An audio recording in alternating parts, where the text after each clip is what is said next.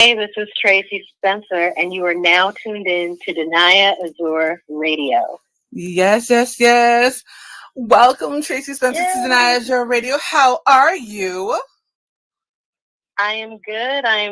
How are you? I am phenomenal. So you have been doing music for years. How did you originally get into music? Oh, wow. My father was a musician, and before he even met my mother, he was traveling around with his own band called the Cavaliers, and he opened shows for like Jackie Wilson, Little Richard, people like that. And so, yeah, he's the one who exposed me and my siblings to different genres of music. Mm-hmm. Because by the time I was born, and I'm the youngest in the family of three other siblings, that he was running a couple of clubs, like a jazz club, and so yeah, he'd bring vinyl records home, and that's how I learned about Diana Ross and Tina Marie and Stevie Wonder and people like that, and the Beatles, and just all types of different music. And he would just sing with me all the time, and I would spend more time wanting to play records and be in the house and playing with my Barbies than being outside. That's so dope. Yeah, so it was like, and actually, my brother, who I co-wrote Tender Kisses with, we were the ones who kind of took to the music more seriously than my other two siblings. So yeah, we would be in the house playing the piano and just singing and driving everybody crazy. That's amazing. So what was the first song that you ever wrote, and what was it about? Wow, let's see. I can't remember the very first song. I know we have a recording of me, like when I was 4 or 5. We had like those little bitty recorders, and I would be in the basement and just like record myself talking or singing. And this song I wrote, it makes absolutely no sense, but it was like the first song I ever wrote. But when I started taking it more seriously, I was 9, and I wrote a song called Purple Porsche. Oh my God. Very weird, because purple is my favorite color. It's always been my favorite color. And I always loved Porsches. Very weird for a 9-year-old girl. But I wrote this song, and I actually demoed it like at a studio through one of my dad's friends. And I think we still have that. I still have that recording somewhere. But yeah, that was the first song I wrote. And it was literally about a guy that I had a crush on driving around in a purple Porsche. Oh my God. And I wanted to meet him and get to know him. So what do you think has been one of the most defining moments of your music career? Defining moments of my music career, I would say when I was 14 and working on the Make the Difference album, and the new president of Capitol Records came in and said, hey, you want to put together your own album? Like, you want to A&R your own record? And I looked at him like, what? I don't know if I can do that. And he said, I think you can do it. You know what you want, or you know the type of music you like.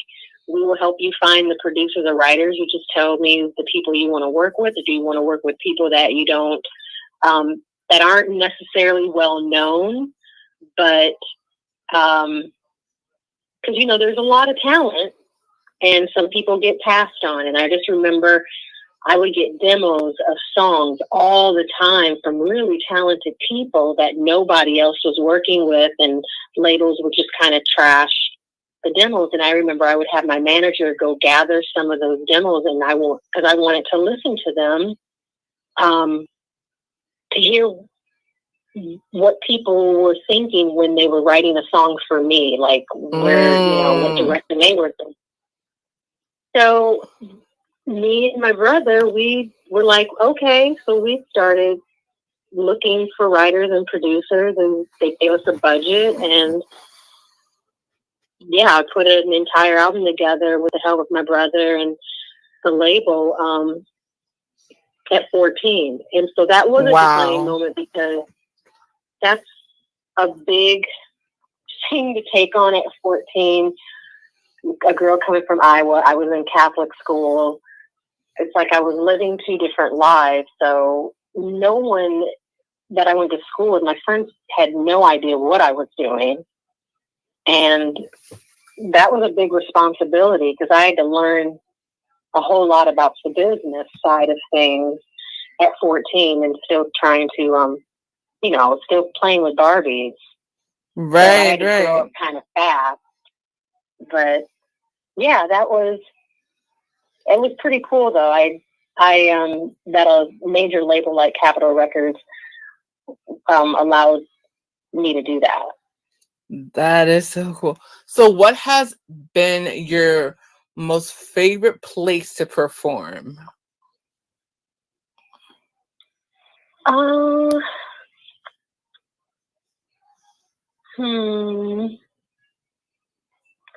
don't know. I have to say, recently, doing Club Quarantine at the Kennedy Center with Be Nice was pretty amazing. That was special for a lot of reasons. The Kennedy Center just has, you know, the history of the Kennedy Center, right? But also because it was my first time performing again after kind of taking a hiatus for a while and losing both of my parents. It was a lot. So I just remember it being very emotional, and but also very beautiful, because it was I knew my parents were there with me in spirit, and I knew that they were very happy and, you know, proud of me. So that I'll never forget. Another time would probably be when I was in Italy, and I was 13 or 14, and I performed at this square, and it was outdoors, and people were like sitting on these buildings. I mean, it was packed with people, and I'd never seen, I think there were over, I don't know, I think they had said there was like 80,000 people, and it was the biggest crowd I had ever performed in front of at the beginning of my career. And so yeah, that was something I'll never forget either. That was pretty wild for a girl to come from Iowa and go to Italy and perform in front of 80,000 people. That is amazing. It was pretty crazy. So, you know, I'm definitely grateful for all these experiences. Oh, definitely. And music icon Tracie Spncer is my guest here on Danaya Azure Radio. So, when it comes to making timeless music, what do you think made your music stand out? So now that decades later, you have the new fans, and then of course fans like me that grew up with your most famous records. I think because my focus, for me, making music, it's an art form, and a lot of people want to put you in a box and make you either sound like, look like, be a lot like other artists. Yes. And it was kind of hard for me because people like myself and Shanice and Debbie Gibson and those just at that time, how do you market these young girls without over sexualizing them or, you know, singing songs that are just too adult. So I think trying to figure that out, and for me, it was always important that I just try to stay true to myself. I knew that I was a little girl, but I also didn't want to sing like super bubblegum type pop songs. I wanted some songs that had some depth, that had some meaning, things that I knew would be timeless, that people could go back and go, God, that was a classic song, and that could resonate with, you know, people for a lifetime. And so I'm proud of the work that I've done. And I always try to just be true to myself. But yeah, at 11 and 12, 15, stuff like that, it is kind of hard to figure out what works, what doesn't work, and avoid trying to be compared to so many other people. I just wanted to create music that I liked and hope that other people would enjoy listening to. Most definitely. And I think you said the key thing is that your intention was to create something timeless. So what do you think separates the vintage artists from some of the newer artists that are out now?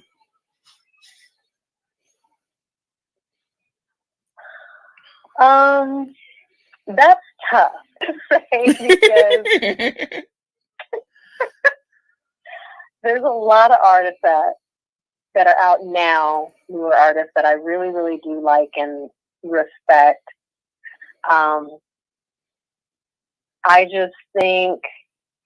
think what I would like to tell more artists is that really try to find what works best for you. Like we don't all have to sound alike. We don't, like, everybody's unique. There's enough room for everybody.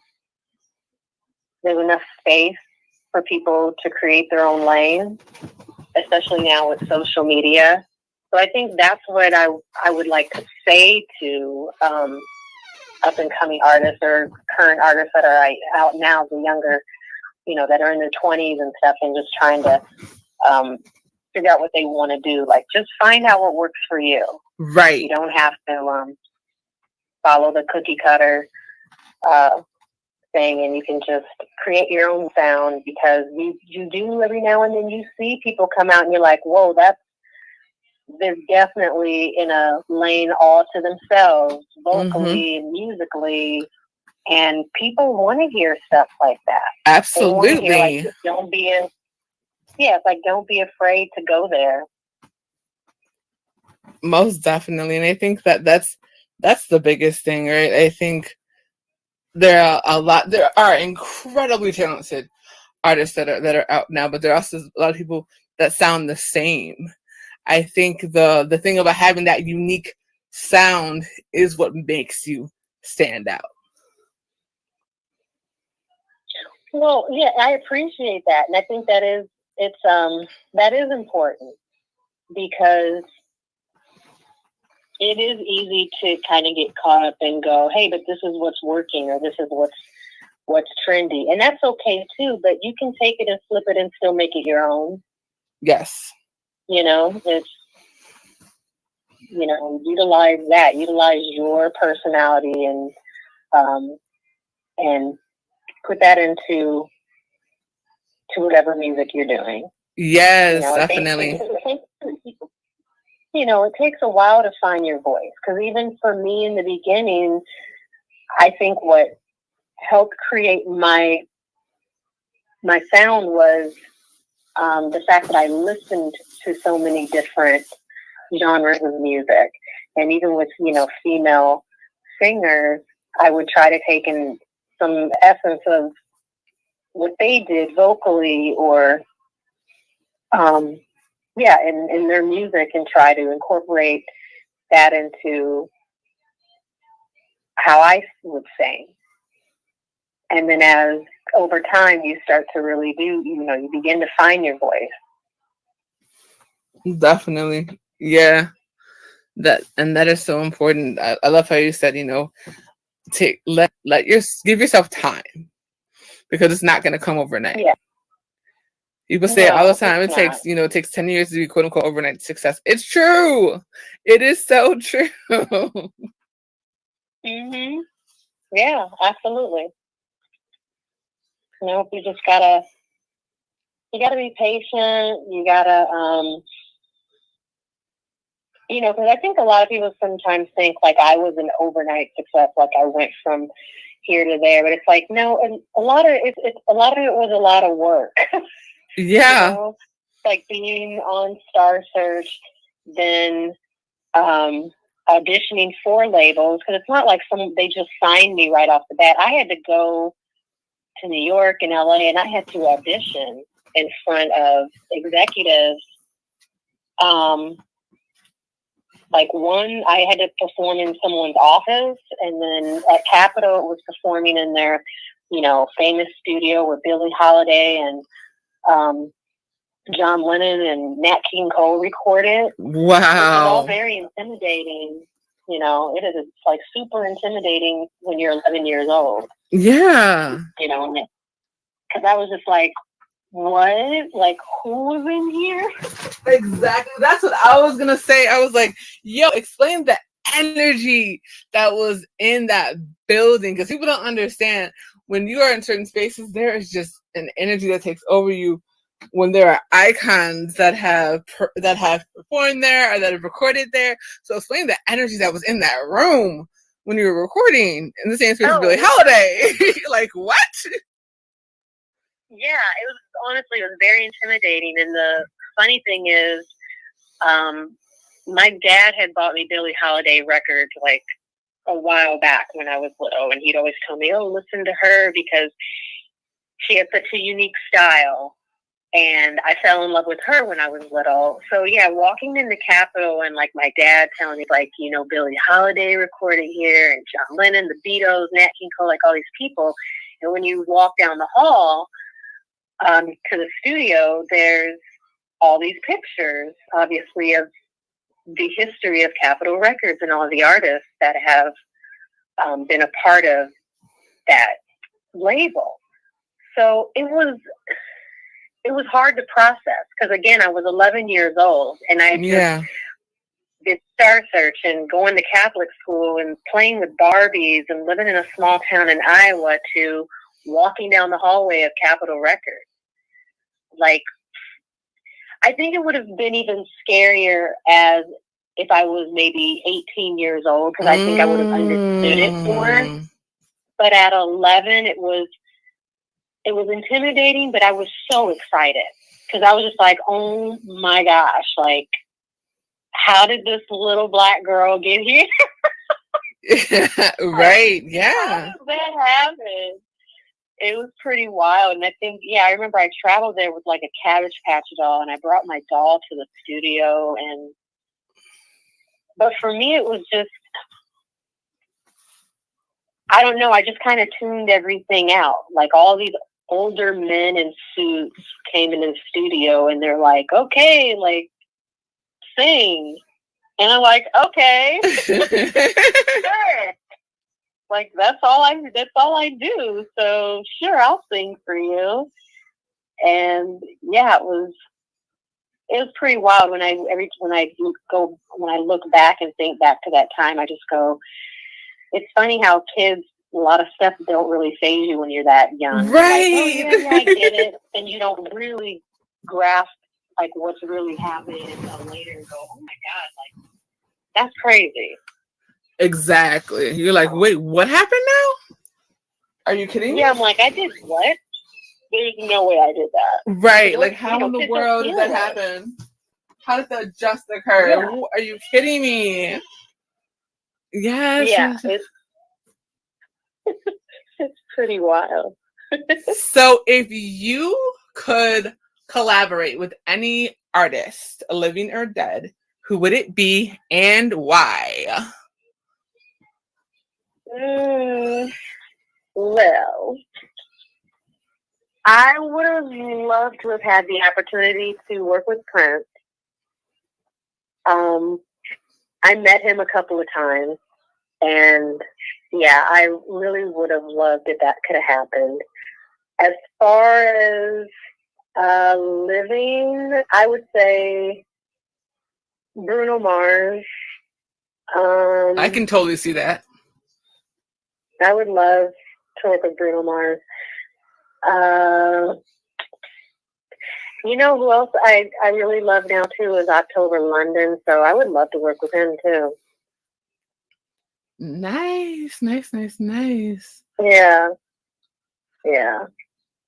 So you have this phenomenal event on September 14th. Let's talk about that real quick.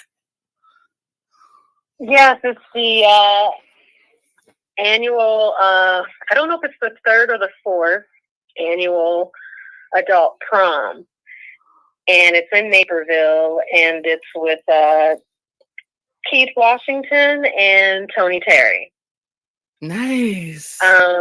Yeah, it should be so much fun. It'll be my second time actually doing a show with Tony Terry, who's super sweet. I've never worked with Keith Washington, so it should be a lot of fun. But yeah, it's on the 14th. It's at, let me see if I can get things right here. I'm the worst like at trying to promote. Let me. It's at the Embassy Suite by Hilton. Yeah, in Naperville. Awesome. Yeah. Yes. So that should be fun. I'm only doing 2 songs. I'm doing Tender Kisses and Love Me. Nice. Yeah, but I'm looking forward to it. I'm looking forward to going back out there and seeing everyone. So yeah, I hope everybody tries to come out. The last time I was there with Tony Terry and Karen White, the concert was sold out. Everyone showed up, and I stayed up super late after to do the meet and greet.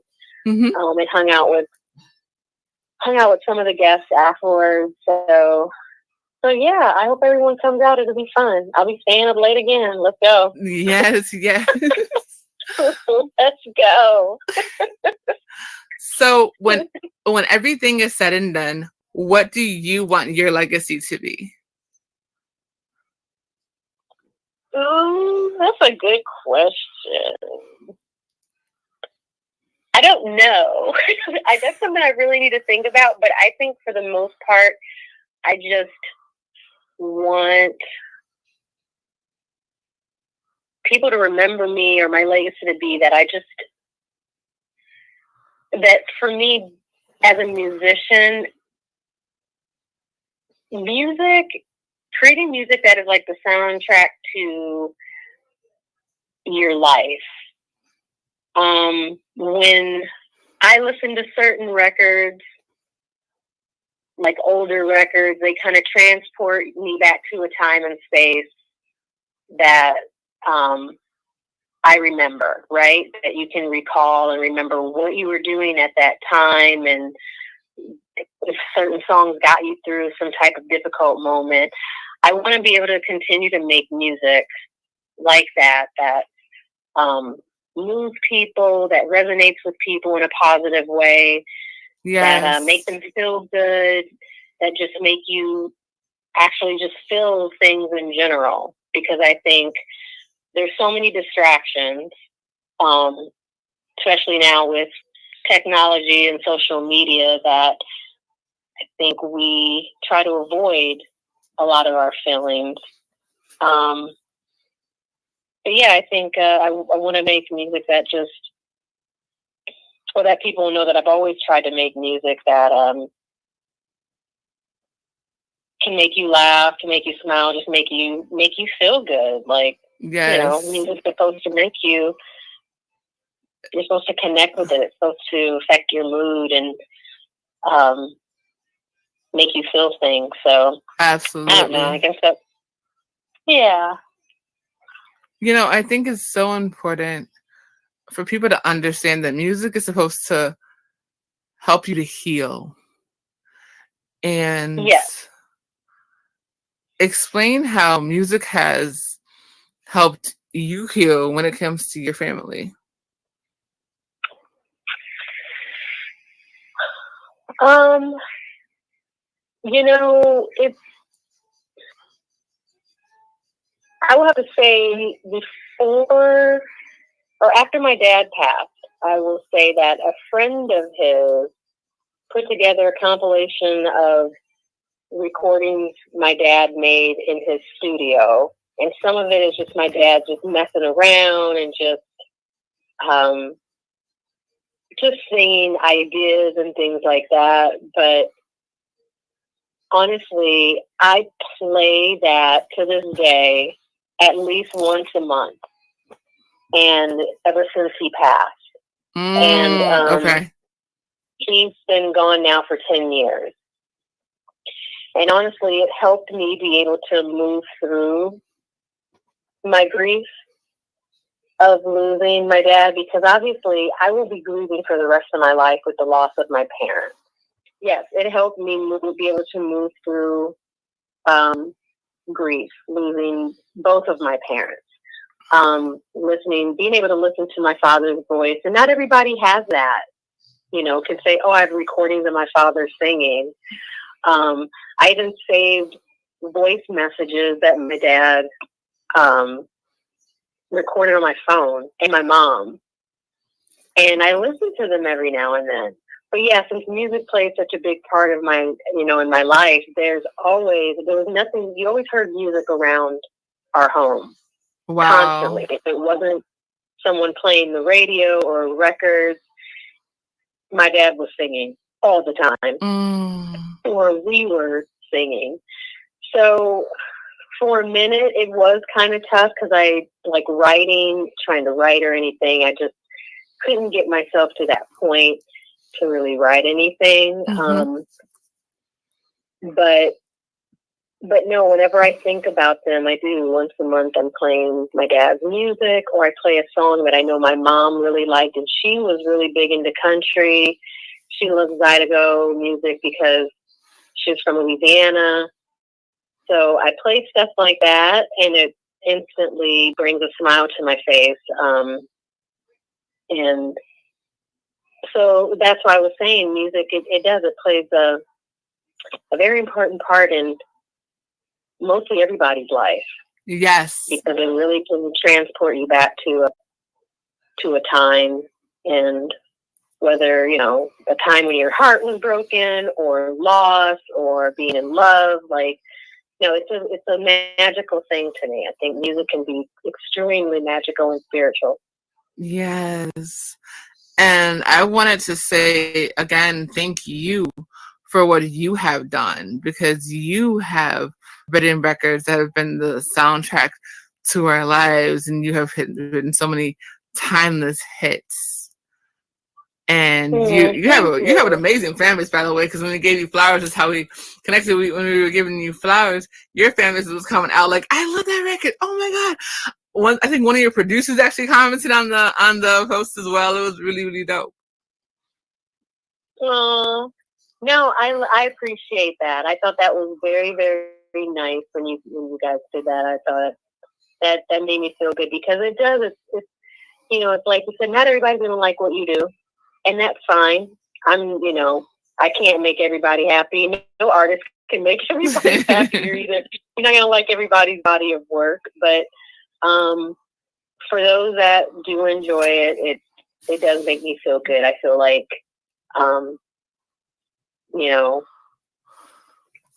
that at least I may have had an impact on someone's life, or maybe a song of mine actually helps somebody get through things. And I have gotten comments and messages from people that have said certain songs of mine have helped them through certain times of their life. So that makes me feel good. Yeah. Because that's what it should be about at the end of the day. Yes, absolutely. So one last question. So currently, what's on your playlist? Ooh, wait. Um, you know what's funny? I try to research stuff that, like I said, that isn't very trendy.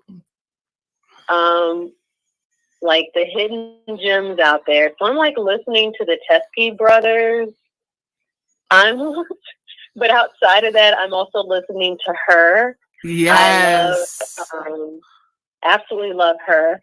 And I love Megan Thee Stallion. Yes. I mean, I think everybody does. So I'm listening to her. I love Lotto. Like, Lotto was my girl. Okay. Like so it. Yes. I mean, when I'm in the gym, yeah. It's just me and Lotto. I love it. So, yeah, I listen to a variety of stuff. I even listen to, what's her name? Is it Busy Phase? She was not YouTube, but TikTok artist. Debbie Dawson. Okay. Like, I'm listening. I like sneaking around and just hearing what other people are doing. Yes. Yeah, but yeah, when I work out, it's Megan and Lotto are pretty much it for me. I love it. Yes, ma'am. I love it. It's so amazing, to have you come through and just all things that you're doing. Shout out to your team. Your team's phenomenal. I guess I should be able to come on the 14th. Hopefully I get to see you in person. That would be incredible. You should definitely try to come out and see the show and hang out. That would be cool. And then we can meet in person. Yes, so cool. Ma'am. Absolutely. So, yes. So go ahead and tell everybody where they can find you, follow you, and most importantly, book you. You just asked for a whole lot of information. Where can I already told you that I was bad at promoting I love it. Okay. Where can they follow you on social media? So I am awful. Okay, you can follow me on Instagram at Miss Tracie _official. I'm on where else am I? I'm actually on TikTok too. What is my TikTok? Oh, it's Miss Tracie S. Awesome. Or MGTRACIES is what it is. Okay. So yeah, follow me on TikTok, and then for booking, it's Tracie Spncer Management at gmail.com. And soon I'm in the process of getting some merch together to for the fall and winter, like some t-shirts and hoodies. So look out for that too, and I will be posting that when that stuff is up and ready to go as well. That is phenomenal. Thank you so much for coming on. I truly appreciate you. Oh, thanks for having me. Thank you. Yes, ma'am. Have an amazing day and take care. Oh, thanks. You too. Bye. Bye.